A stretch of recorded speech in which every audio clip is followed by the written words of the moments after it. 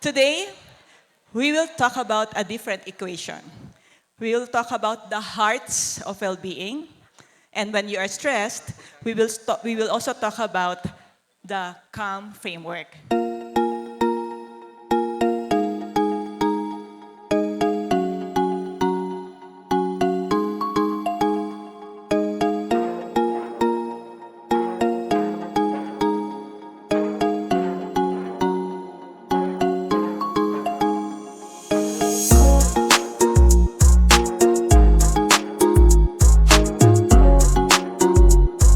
A warm welcome and join me in welcoming the radiant and empowering Miss Toni Miranda.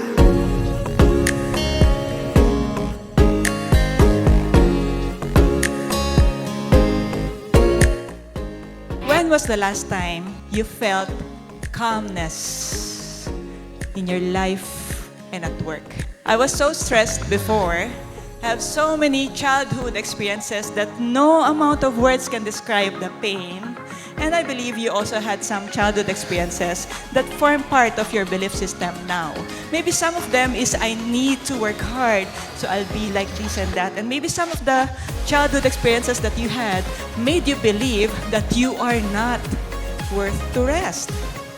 You know, coping mechanisms are our default when we are having challenges and stress because that's our design to survive. This was me before because I wanted to get over the painful childhood. I became this type of person who I thought is chasing success.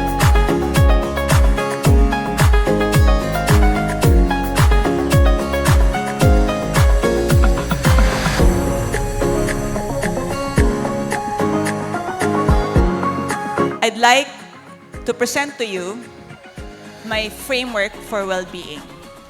There is a solution. All you need to do is to wake up to a bigger view of your life. That your life is not just your work, and your work is not your life. I never knew that in the Hearts framework, that when one is out of tune, everything else will be out of tune. I thought when I do exercise, when I, manage my emotion, that's it. So if until now, in your companies or various respective companies, you are still teaching just the exercise, sleeping, and emotional intelligence, that's not well-being. So remember, when you want to understand or eventually choose to take care of yourself, make sure that you are taking care of your heart. Okay, can you whisper to your seatmate, how do you want to be remembered? Beyond the numbers. Go! How do you want to be remembered? Beyond the numbers. Yan. Malalim yan. Anyway, I want to be remembered as a very jolly person. Diba? Na kahit anong nangyayari sa mundo, anong pinagdadaan, she wants to be remembered to be a jolly person. How do you want to be remembered beyond the numbers? Beyond the numbers, I want to be remembered aside from being a jolly person. I want to be remembered as a positive person. Positive. Although you have problems or any trouble you facing, you see the light that it's more of an opportunity for you. You see hope, no? That there's Yes. always opportunity. I'd like to be remembered as a public servant. Public servant. So I really advocate sana yung ating partnership, I.M.P.A.C.T with national and local development. Nice, nice. Thank you. I love your answer. I want to be remembered as somebody who was able to enable. Enabler, yeah. So I hope my team would agree that based on our many sessions, it's not just about the numbers, but actually how the numbers will help create an impact to the business, diba? So I see my purpose as teaching them how to connect the numbers to the business. And then eventually create an impact. Yes, I love that. Do you agree that no one is spared from being stressed? Agree? Lahat naman. And so we have to also accept the truth that stress is part of life. What we need to do is to understand and learn how to manage. Agree?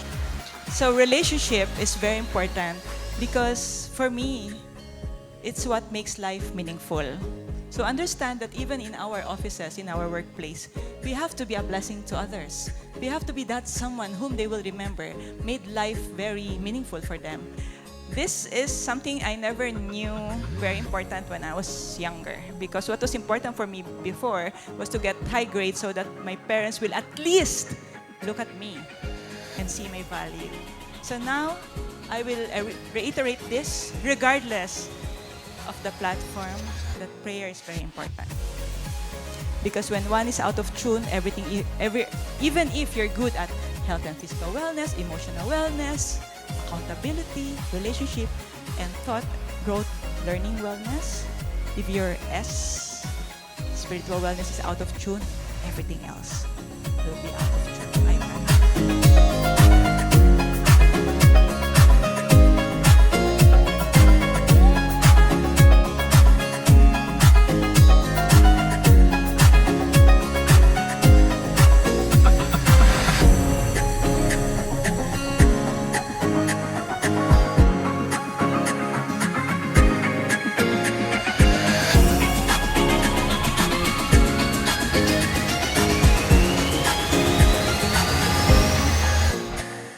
When I'm stressed, I always remember I don't own my body. That's why I will take care of it through the framework of CALM. Yeah? So, C is to cultivate awareness, A is for assessing levels, and L is for living joyfully, and we will have mindful strategies. But isn't it, we can actually relax if we will only give ourselves the chance to stop and pause, right?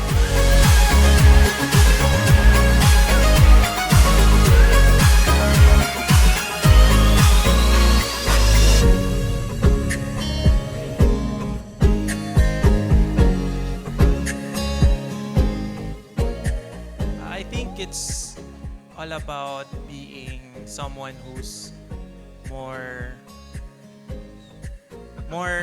open to self-love and self-preservation. Like you would learn to resist all those factors where it contributes to stress, and you would learn to say no to things that you've been always having worry about. That's why you're always saying yes. And at least that's something that would pacify your mind. So I think that's something that I want to change from now. Yun lang. Thank you. I think I would want to start today by living my life with purpose. Aside from being an accountant, I'm also a beauty queen from our region. So I would love to live my life with purpose and being a leader. And that's how I'll start today. Guys, hindi naman kami malayo. I'm so proud. Beauty queen, thank you. So, what change will I start today to become the person you want to be remembered for? Listening to your discussion for earlier, probably yung more self-reflection. So, I will be aware din sa mga actions na gagawin ko pa in the future. And then, I also remembered you talking earlier about the importance of yung rest. So, probably that's